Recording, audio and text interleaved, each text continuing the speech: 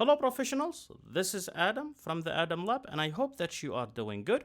We will be testing TwinMotion 2021 1.4. So right now what I will do, I will just go ahead and then show the statics, and then what we are getting is around 163, 170 frames. And keep in mind I am recording the screen, but of course we did not open a demo just yet. So let's go ahead and open the infamous material room to see how many frames that we will be getting. And again, keep in mind we are recording the screen, and I will do the test without recording the screen as well later in the video, so you can see the results without recording the screen and how that would look like as well. And do not forget to subscribe and hit the like button. That would definitely help me understand what type of videos that you like to see so I can make more of them. So this is where we are at right now. We are averaging around 70 frames.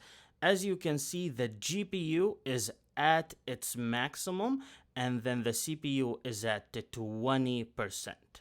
And it shut down. Wow. Okay, so let's go ahead and open it again. That's mean it's not completely optimized, or the M1 Pro cannot handle it just yet. So let's go ahead and open Epic Engine again, and then let's go ahead and launch the software again, and then this time we will see would it crash again or not. If it did crash again, then mostly I have to turn off recording the screen. So let's go ahead and do that. Keep in mind when I am opening the material room, everything is on high, so the specs are on high, and when I turn off the screen we will definitely be doing high, and then we will be doing medium, and we will be doing ultra as well. So that's something to keep in mind. And do not forget to tell me what your favorite sandwich is. I love to know what your favorite sandwiches are so I can try them out.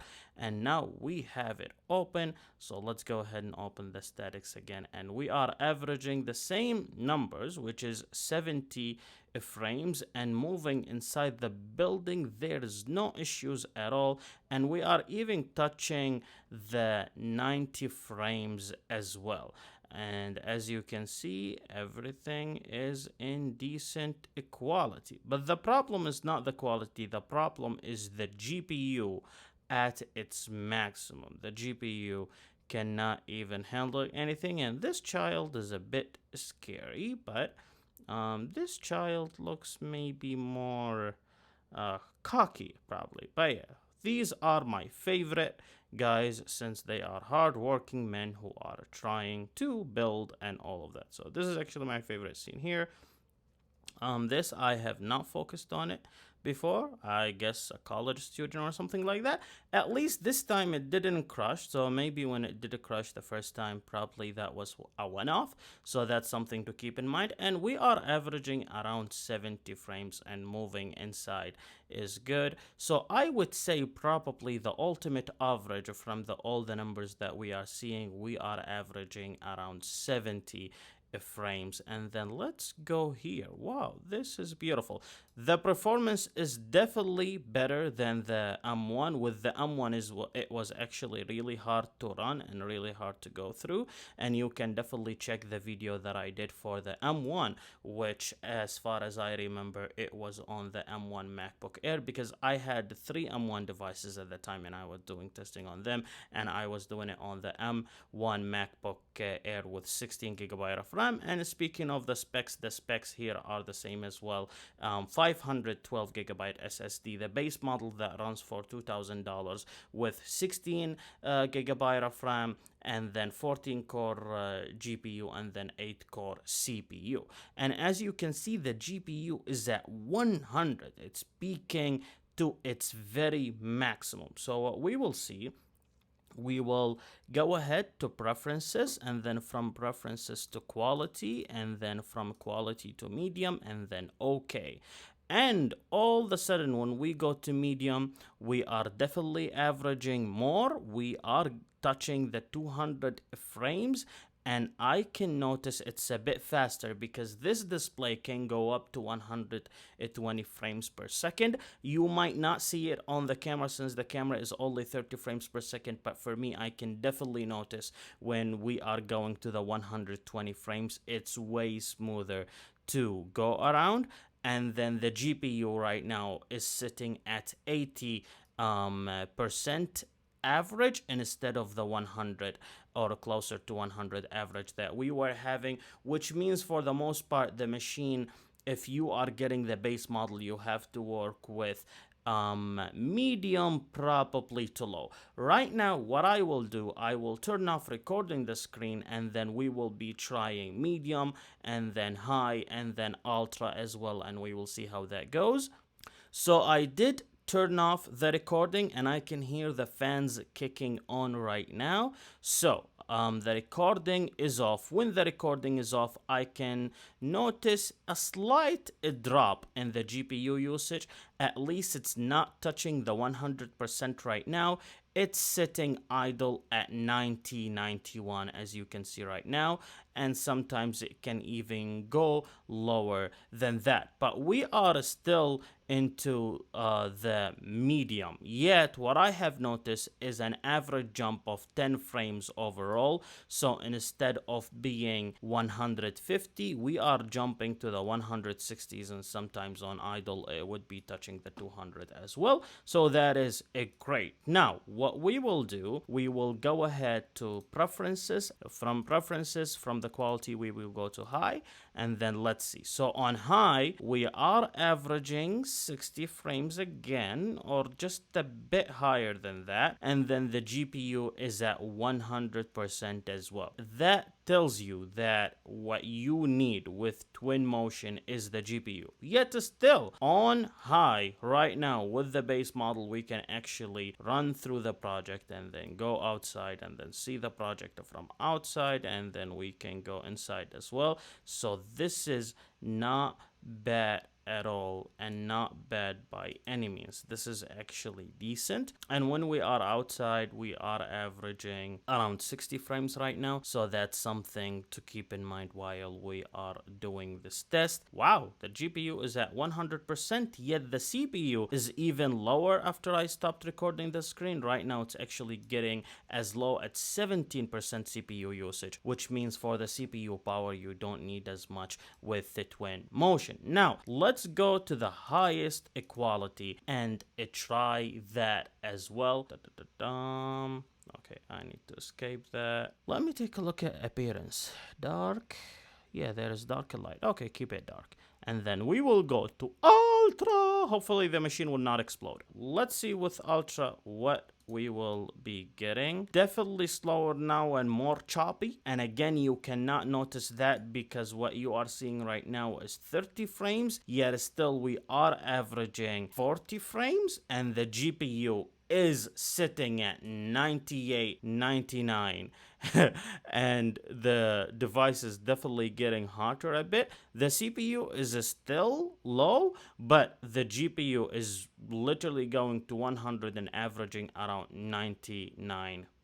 With all of that testing, my conclusion, or at least what I am thinking, is with the numbers that we have around 200 objects, and we have 2.2 million polygons, and then 3.5 gigabyte textures. I think with that, with this version, which is 1.4 TwinMotion, the base model is not good enough. Especially if you want to view something at a higher quality, you need something a bit more powerful. So what I would do, from the base model, I will just add $400 to it, or $500 to it, and then get the 10-core CPU with the 16-core GPU, so you can have a better GPU and a better CPU overall, and then you will be having more storage as well. What I am curious to see before we end this 100%, I want to see the usage for the RAM and the CPU and all of that fun stuff. Let's see. So for the memory, we are using around 10 gigabytes. I have everything closed. Nothing is open except TwinMotion itself. Let's double check. Yes, all the TwinMotion is open. The GPU is at a very high peak, as you can see, guys, right here. But then when it comes to the cores of the CPU, it's barely using anything. So that's that. And when it comes to the RAM, it's using 10 gigabyte of RAM. And keep in mind, the material project is a big project as well. So let's use it a little bit and then take a look at the graph. And you know what? We can take a look at the graph while we are doing this. So while I am moving, you can see that the GPU, Apple M1 Pro, the GPU is at the very high peak, and then the CPU is barely being used. And this is doable. For me, this is doable. Now you might ask, well, if this is doable, why do you recommend the higher model? The reason is because I don't want it to crush on you, because so far it has crushed on me. If you are using this professionally and you are learning and growing with it, you might get to a point where you are using TwinMotion